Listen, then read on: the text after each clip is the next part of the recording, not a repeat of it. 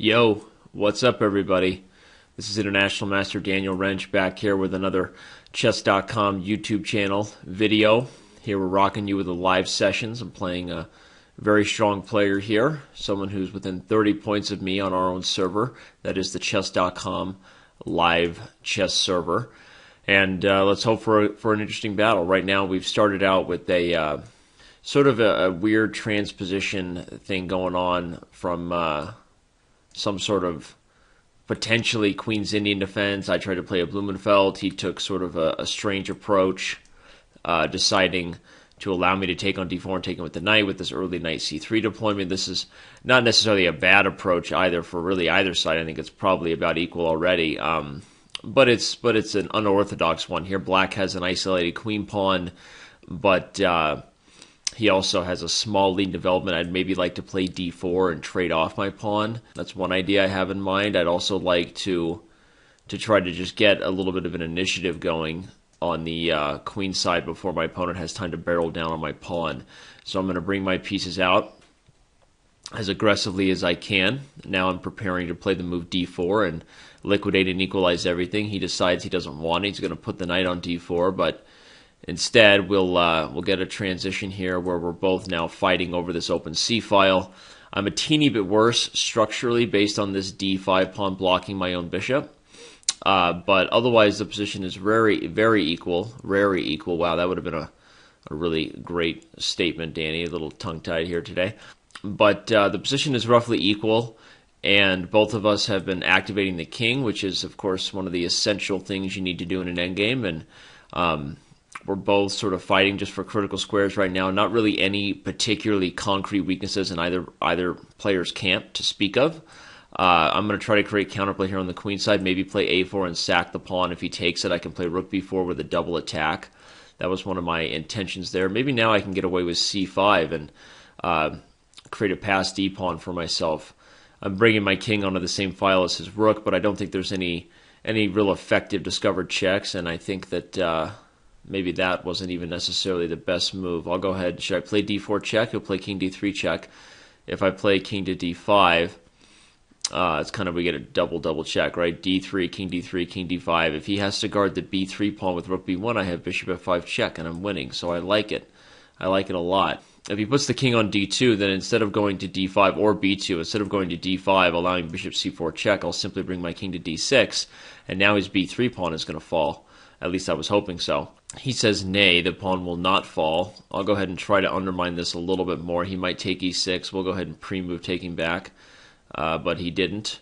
So now how are we going to activate our king in this situation? Maybe play king here right away. If he takes back, potentially I should take back with the pawn. So I have another piece that can protect this passed d pawn. It's a strange setup because my a4 pawn is really weak. That is for sure. That is faux show, beau show even. And so the a4 pawn is weak, and my d pawn, though it's passed, is not that strong. He also has a protected passed b4 pawn, but my king is a little bit better than his, and that definitely counts for something.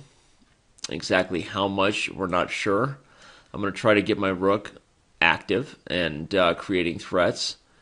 If he chooses rook e4 to defend the pawn, I can play king to d5, rook e5 check, king into c4. He takes my e6 pawn, and then I can take his f4 pawn. Now I'm going to play g5. I'm going to be aggressive. Just go ahead and do it, right?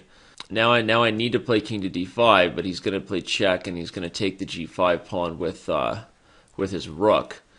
My hope was that this activity I now have with my king and the d pawn might be strong enough to compensate for the pawns I'm now losing on the king side. I have 1 minute and 15 seconds. My opponent has 1 minute and 53 seconds. By the way, I forgot to tell you we're playing a 3-minute time control with a 1 second increment. So this is real cowboy chess here, people. Buckle up. If d3, I'm threatening perhaps rook c1 and d2 and just going for that. But it's also possible I should get my king in first. I don't know. I'm gonna play d3 first. I feel like I need to push the pawn fast. I couldn't calculate whether or not getting the king in first was better. I'm thinking it might have been too slow, and maybe he would just come around and pick up my e pawn.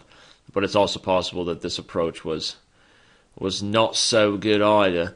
Yeah, right. I don't like it. I need to come in here, even though I know I'm losing the the e6 pawn. Maybe I can get a draw now. Definitely went a little bit haywire, this one did. This game definitely got a little bit haywire when I made this decision to sacrifice the g5 pawn. I was making a poor one, indeed. Making a poor decision, indeed. Now I have 35 seconds. He has a minute and 35 seconds, so this is not so bueno for me. And there's a pretty good chance I will lose even more material. That being, of course, the a4 pawn. But not much I can do about that currently, besides try to play the best chess that I can. That's what my mommy told me to do the best I could. So that's what I'm going to do. And the time disadvantage does not help, along with the material disadvantage. That is faux show. Okay.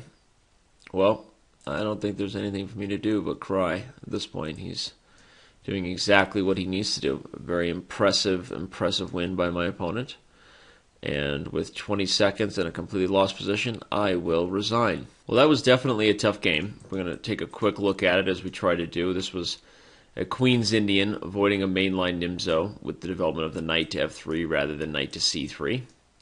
And so when I play c5, I'm attempting a Blumenfeld gambit. d5 would be a main line. e3 is also totally possible. Knight c3, not the most common move order.